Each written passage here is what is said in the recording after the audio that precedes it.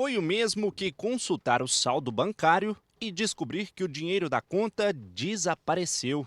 Na última quinta-feira, às 19 horas e 26 minutos, simplesmente sofremos uma situação não enfrentada no passado.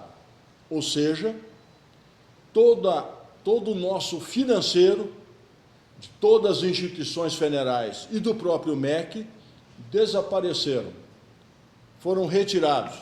Ou seja, isso foi de uma gravidade tal que tudo aquilo que estava empenhado, de todas as despesas e compromissos da universidade, do mês de novembro, nós deixamos de poder emitir as ordens bancárias para que o pagamento fosse efetivado.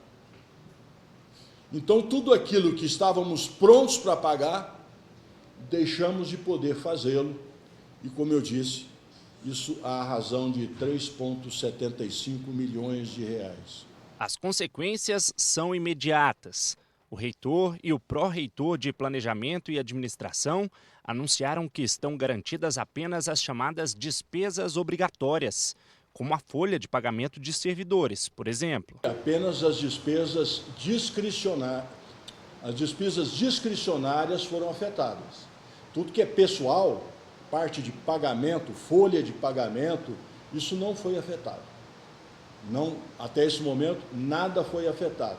O pagamento de salários e benefícios estão garantidos nesse momento. Isso significa que não há dinheiro no caixa para realizar pagamentos a empresas que prestam serviços como a limpeza dos campi e manutenção do restaurante universitário, por exemplo. A partir do momento detectada a situação de dificuldade, nós adotamos o procedimento de realizar pagamentos parciais para não descapitalizar significativamente as empresas. Nossa expectativa é de que os serviços continuem. A instituição vai ficar devendo, né? Vai ficar com os débitos e estamos com muita esperança, conforme já foi dito pelo professor Balder, de que haja uma recomposição e uma reação rápida na recomposição orçamentária. Então, nós não vislumbramos ainda nenhum indício de paralisação de atividades para o exercício de 2022. O Hospital de Clínicas também deve ser prejudicado. É que os 435 médicos residentes são pagos com a verba que foi bloqueada e não com os recursos destinados a servidores efetivos. O Hospital de Clínicas da Universidade Federal de Uberlândia, ele hoje se encontra sob a gestão da EBSER, a Empresa Brasileira de Serviços Hospitalares. Foi contratada pela universidade para fazer a gestão do hospital, acompanhando o que acontece com outros, além do nosso, 40 hospitais universitários. No momento, a situação, o hospital está funcionando normalmente.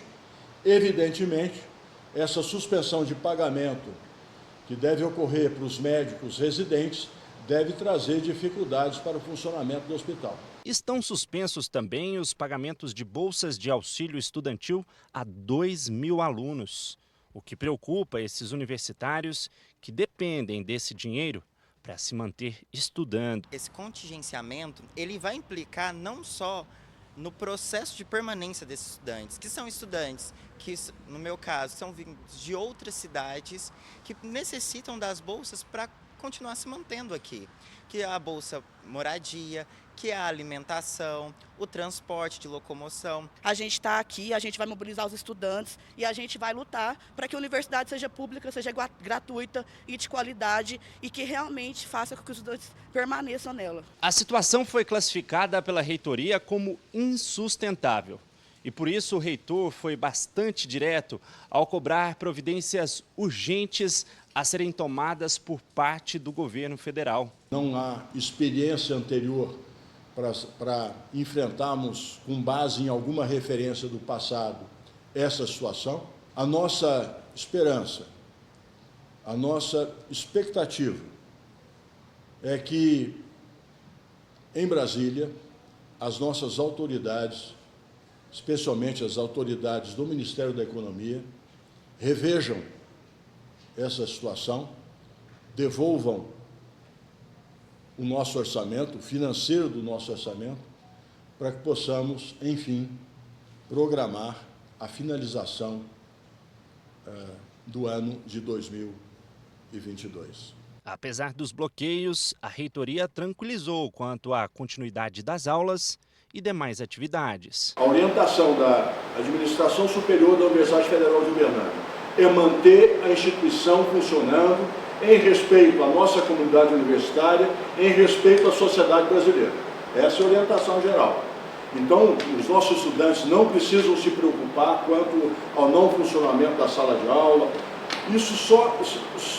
Uma interrupção só ocorreria no caso de uma impossibilidade absoluta de honrar os nossos compromissos no médio e longo prazo.